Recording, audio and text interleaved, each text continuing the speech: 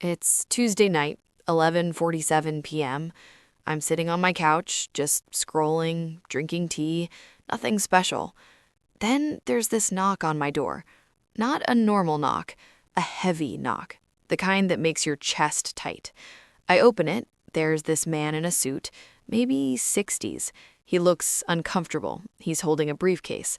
And the first thing he says to me is, "Miss Jennifer, I'm your parents' attorney.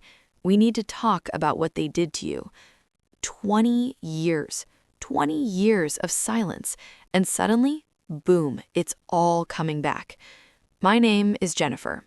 I'm 34 years old, and what I'm about to tell you, I've never told anyone this whole story, not even my therapist, but tonight, I'm telling you. Look, I wasn't the golden child. That was my older brother. Perfect grades, perfect job, perfect everything. My parents loved him like he was made of gold. Me, I was just there. I was the quiet one. I wrote in my journal. I had dreams about becoming a journalist, writing stories that matter, but it was just me and my notebook.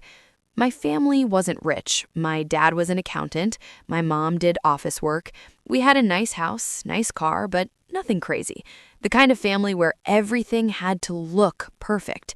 No drama, no mess. Do well in school, go to college, get a job, get married.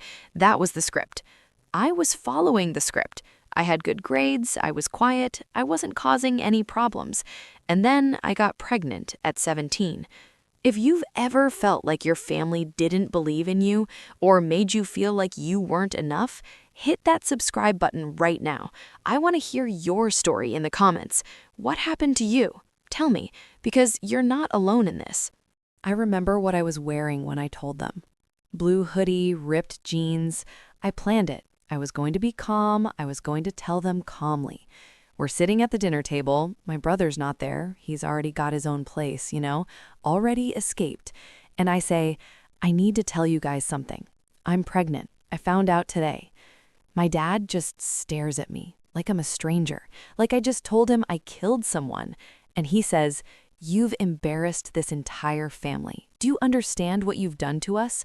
Not, "Are you okay?" Not, "What do you need?" It's about them, their shame, their embarrassment, like I did this to them. My mom just cries, silent tears, doesn't say anything, just sits there disappointed. That actually hurt worse than yelling. Then my dad stands up and says, "You need to leave, tonight, pack a bag. We're not doing this in our house." I'm 17. I'm terrified. My parents are telling me to get out. And I go to my room and pack a duffel bag. That's it. That's my life. One duffel bag.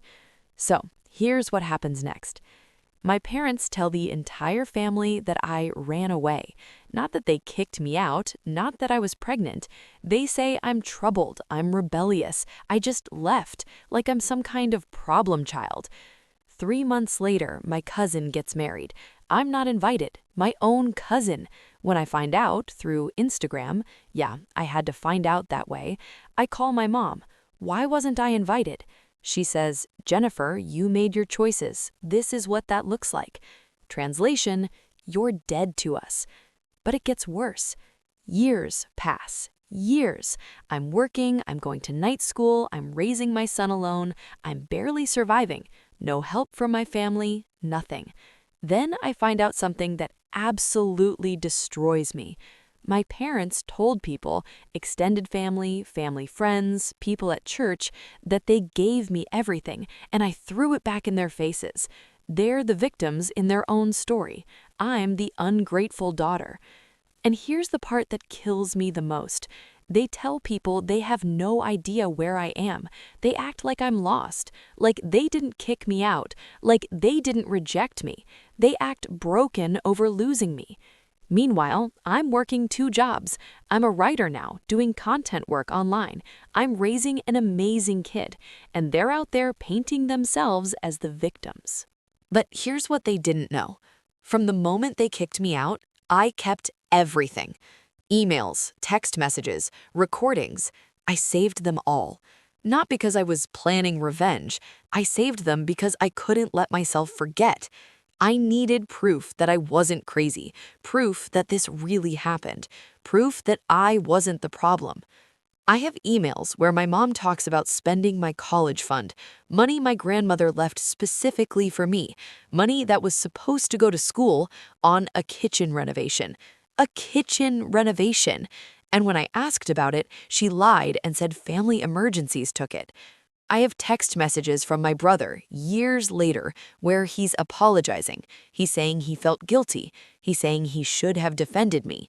But that apology came 15 years too late. I have a recorded conversation with my mom where she literally says, I can hear her voice. We had to cut Jennifer off to protect our reputation. What she did reflected on all of us. What I did, getting pregnant, loving someone, not choosing abortion or adoption, choosing life, that's what they couldn't forgive. I have a best friend named Dana. We met in college when I was doing night classes. She's a lawyer now, family law specialist, and one day, like 5 years ago, I finally told her everything, the whole story. Dana listened, and then she looked at me and said, Jennifer, what they did isn't just wrong, it's illegal. The college fund situation alone, that's theft. That's fraud. You have documentation. We can do something about this. I told her no. I said I just wanted to move on. I was tired of fighting. But Dana never stopped believing I deserved justice. She kept telling me, when you're ready, I'm here. I'm not going anywhere. Meanwhile, my parents start doing this new thing. They're writing a family memoir. They want to publish it. And in the book, this is where I lost it. They have a whole chapter about me. They call me their heartbreak. They talk about how I abandoned them. They're rewriting history. They're becoming victims in their own published story. And now the world gets to read their lie. So I call Dana. I say, I'm ready. I'm done. Let's do this. What happens next is incredible. Dana sends my parents a letter. She tells them she has documentation of financial fraud regarding the college fund. She tells them she has recorded statements. She's requesting a meeting in her office with an attorney present. My parents show up. They're nervous. They don't know what's happening.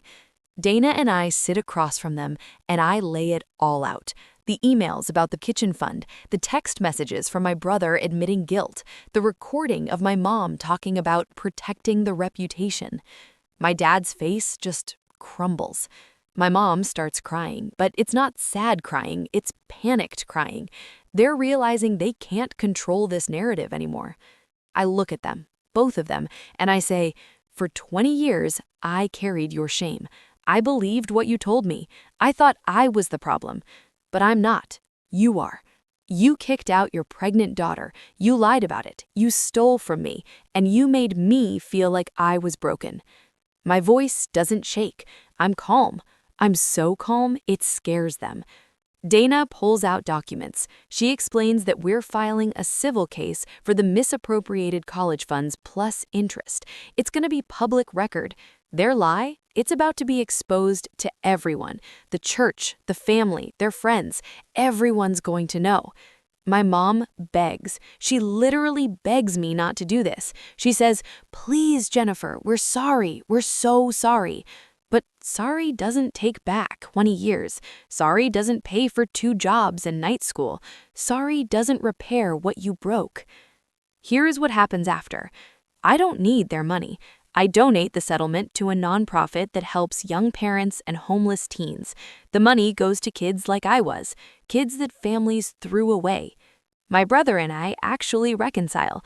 He comes to see me. He apologizes properly. He says he was a coward, and he's spent years feeling guilty. We rebuild something. My parents, they withdraw their memoir. They try to contact me multiple times, but I've set a boundary. Forgiveness on my timeline, not theirs. And me? I'm thriving. I have a real job now as a writer and content creator. I'm helping other people tell their stories. My son is proud of me. He knows his mom didn't give up. The truth is, that knock on the door 20 years later, it wasn't punishment, it was liberation.